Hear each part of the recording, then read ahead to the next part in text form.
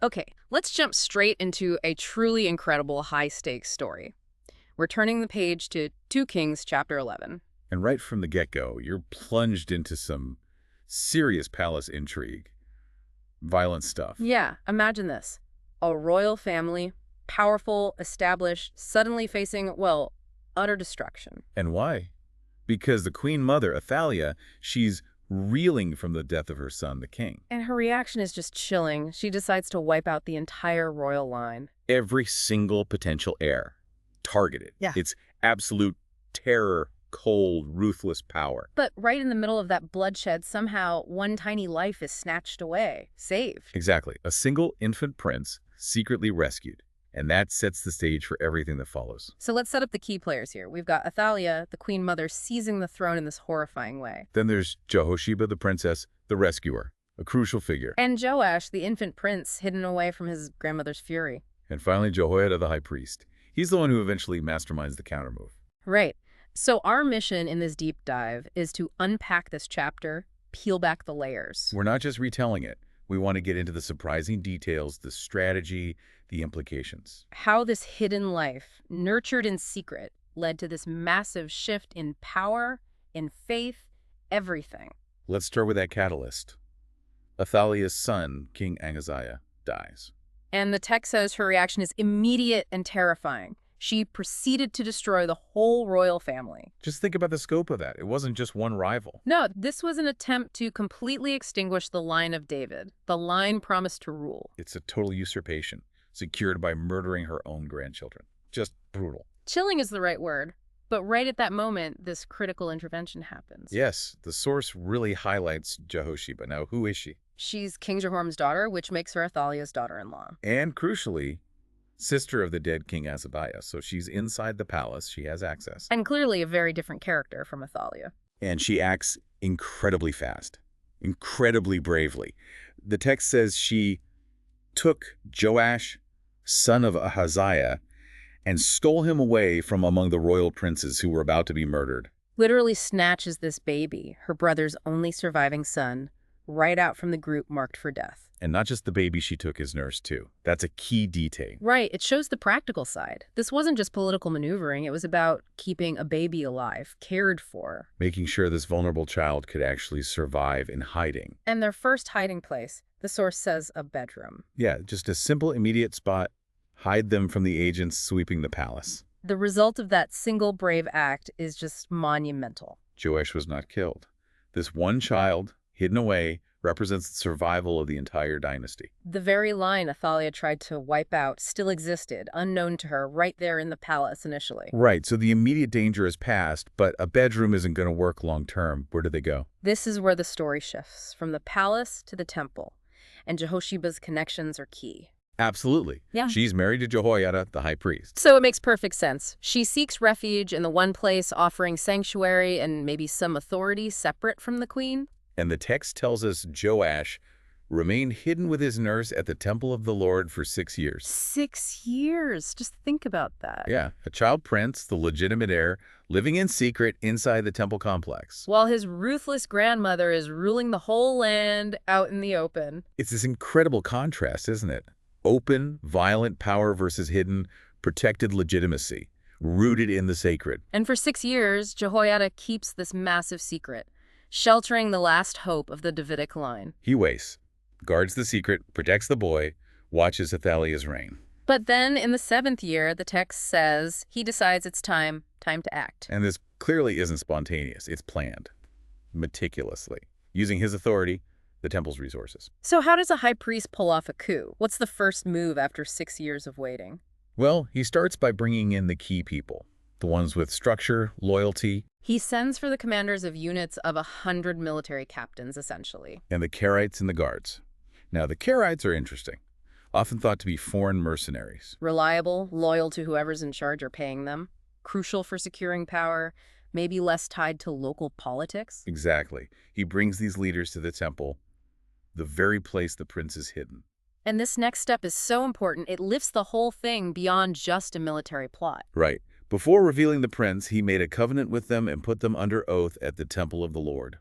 So they're not just agreeing to a plan, they're swearing a solemn oath. before God, in the temple itself. It binds them, gives religious weight to what they're about to do. Only then does he do the big reveal. He shows them Joash, the king's son. Imagine that moment for those commanders, seeing the hidden heir after swearing that oath. So they're sworn in, they've seen the boy, now Jehoiada lays out the actual plan, the logistics. And this is where you really see the tactical mind at work. He uses the existing guard structure, specifically the Sabbath rotation. It's brilliant. How does that work? It sounds complex. It is, but it's clever. He divides the guards based on who's coming on duty and who's going off on the Sabbath. Okay. He tells the 3 companies coming on duty, the ones who normally go to the palace, to guard the palace itself. Right. Contain Athaliah and her loyalists. Secure the perimeter. He mentions specific gates, the Sur Gate. Exactly. Keep the palace locked down so they can't interfere or escape easily. Okay, so the incoming guards handled the palace. What about the guards finishing their shift? The ones going off duty? This is the masterstroke. Doubling down on temple security. He tells the other 2 companies that normally go off Sabbath duty are all to guard the temple for the king. So instead of heading home, their full strength is redirected to the temple. Creating this unusually large, dedicated force right around the young prince. Right where they need it most. Protecting Joash during the coronation, the takeover, it concentrates the loyal forces perfectly. It's such smart use of timing and personnel. Maximize security at both spots. Palace contained, temple fortified. And his orders about security around Joash himself are absolutely clear. No messing around. Yeah, he tells them, station yourselves around the king, each man with his weapon in his hand. Active, armed protection. And the rule for anyone getting too close. Stark. Anyone who approaches your ranks must be put to death. 0 tolerance. Their absolute main job. Stay close to the king wherever he goes. It just highlights the risk, the priority of protecting this child. So the commanders, they've sworn the oath, seen the king. They do exactly what Jehoiada says. They bring their men. Both groups, the ones securing the palace, the ones guarding the temple. And Jehoiada adds another layer here, something really potent. Yes, the weapons. He doesn't just give them any weapons. He gives them the spears and shields that had belonged to King David and that were in the temple of the Lord. That detail is huge. These aren't just tools of war. They're relics, symbols. From King David himself, the founder. By arming the guards with David's own weapons, Jehoiada is explicitly linking this whole thing to the legacy, the legitimacy of the Davidic covenant. That promise that David's line would rule, it turns it from just a military coup into something sacred, a restoration. Exactly. The guards become participants in restoring the rightful, God-ordained kingship, armed with the founder's gear. So they're not just guarding a boy, they're guarding the return of the dynasty. The guards are positioned, surrounding the prince, weapons ready, cover the whole area near the altar and temple. The stage is set. And then after 6, nearly 7 years in hiding, the moment arrives. Jehoiada brings out the king's son, Joash. This is it. The child everyone thought was dead, hidden all this time, is presented. And what follows is the culmination of the plan. A coronation, right there in the temple courtyard. Maybe a bit rushed, but official. Jehoiada does the key things.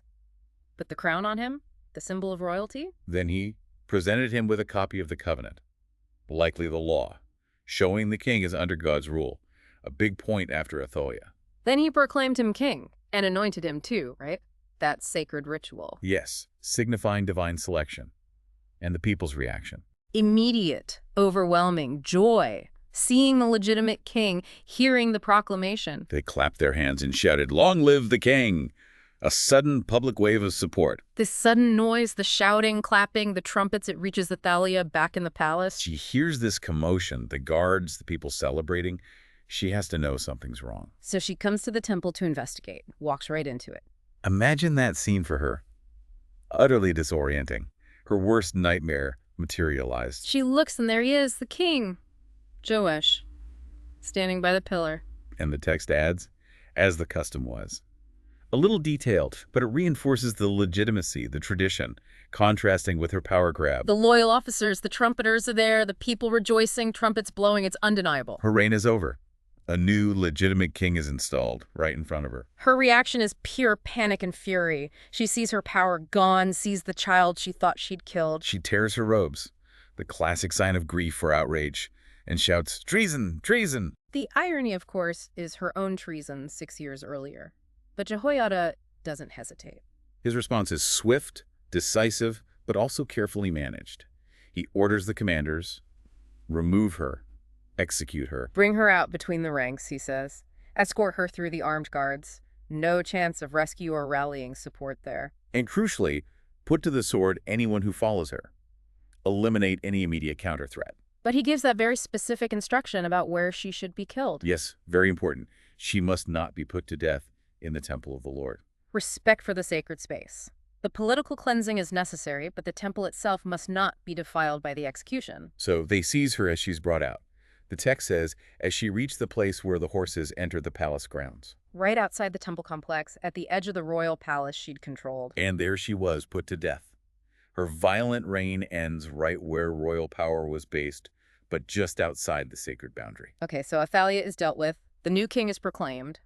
What's Jehoiada's next move to stabilize things? He moves immediately to reestablish order, both morally and politically, through covenants. Two key ones first. First, and maybe most important after the Athaliah, a covenant between the Lord and the king and people, that they would be the Lord's people. A national recommitment? Rejecting the drift towards paganism under Athaliah. Exactly. And second, a covenant between the king and the people, establishing mutual loyalty, obligations, stability for Joash's reign. And the people's reaction shows they really took that first covenant to heart. Immediately, the very next thing they do, they turn on the symbols of the rival worship that Athaliah's family championed, Baal worship. They went to the temple of Baal. They didn't just ignore it, they confronted it head on. And their action is decisive. Destructive. They tore it down. They smashed the altars and idols to pieces. A public dismantling of the competing system. And they dealt with its leader, too. They killed Matan, the priest of Baal, in front of the altars. Swift, thorough religious cleansing. A dramatic rejection of Athaliah's influence, and Jehoiada takes one last practical step. Yes, security. He posted guards at the temple of the Lord. Makes sense after everything that just happened there. Essential for stability. So, covenants made, Baal temple destroyed, Lord's temple secured. The path is clear. Right. Time for the new king to take his place. So Jehoiada, the commanders, the guards, all the people, they form this procession. Escorting the young king from the temple where he was hidden and crowned down into the royal palace. Through the gate of the guards, the king finally enters the palace, the place of his birth, the massacre, and now his return as ruler. And the final act. The king then took his place on the royal throne. The restoration, against all odds, is complete. The text sums up the mood. All the people of the land rejoiced. And significantly, after all the turmoil, the city was quiet. Why? Because Athaliah had been slain with the sword at the palace. Stability returns. And the chapter ends with that simple fact. Joash was 7 years old when he began to reign. A child king. Rescued, hidden, placed on the throne through incredible courage, planning, and, well, faith. This deep dive into 2 Kings 11, it's just packed with drama, but also huge themes. Power, legitimacy, survival. And the surprising ways things can turn. You've got the survival of the line thanks to one woman, Jehosheba. And the meticulous planning of Jehoiada, using religious authority, military control, even the work schedule. It really shows how key individuals can change a nation's course. It wasn't a mass uprising at first. It was coordinated action led from the top in secret. And that contrast again, Athaliah's power seemed absolute, but it was based on violence, usurpation, weak legitimacy. Whereas Joash, a hidden child, gains power because his claim is seen as legitimate. Rooted in tradition, the Davidic promise. It also really puts a spotlight on that intersection of faith and political power. It's fascinating, maybe a bit uncomfortable. Right. Jehoiada isn't just blessing things. He's the kingmaker, planning, executing the power transfer. His actions are deeply religious oaths, the covenant, anointing, but the outcome is totally political. New king, purging rivals. What does it tell you when religious authority becomes the main driver of political revolution, even a restoration? You also see the power of those symbols. Joash, by the pillar, as was the custom, using David's weapons. Those weren't just details. They were potent, symbolic acts, connecting the new regime to the revered past, legitimizing it as restoration, not just another rebellion. So this whole account forces you to think, doesn't it? It really does. Like, how much of history is shaped by things happening in secret, hidden, until that one critical moment? Or think about Jehoiada's role, the high priest, not just advising but making the king. What does that suggest about the potential, maybe the tension, when religious authority takes that kind of ultimate political power to restore order? Yeah, it's definitely a lot to chew on from one pretty intense chapter.